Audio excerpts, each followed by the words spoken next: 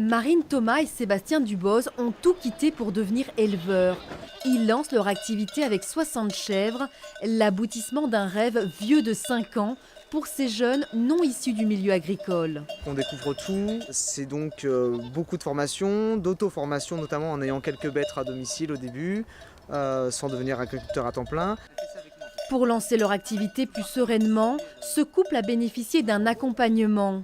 Guillaume Massin, justement, assure le suivi.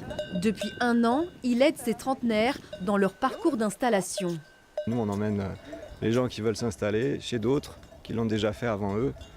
Comme ça, ils peuvent voir les réussites, les échecs, les difficultés, les compromis qu'il va falloir faire à partir d'une réalité vraie, vécue. C'est une année test pour ce couple qui a décidé de commercialiser des pélardons. On n'a pas beaucoup, mais au pic de lactation, on fait à peu près 2 fromages par litre. Donc on va avoir autour de 200 fromages par jour à mouler, à retourner un par un. Le couple estime réaliser pas moins de 60 heures de travail hebdomadaire au sein de la ferme. À cela s'ajoutent toutes les démarches administratives. Et pour mieux appréhender ces notions, Marine Thomas est encore accompagnée. 4 000 € de stock en début d'année et plus que 2 400 en fin d'année, ça veut dire que tu as consommé du stock. On se retrouve à peu près 5 jours par an pour clôturer l'année d'avant, analyser et puis faire des prévisionnels.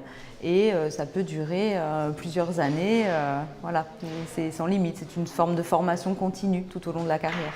On a quand même des grosses charges par rapport à l'élevage, à la transformation.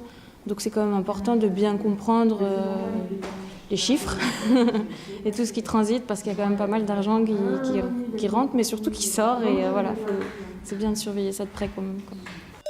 L'accompagnement dure en général de 3 à 7 ans. Chaque année, l'organisme de l'agriculture paysanne du Gard gère 50 projets d'installation. Seulement 20 aboutissent.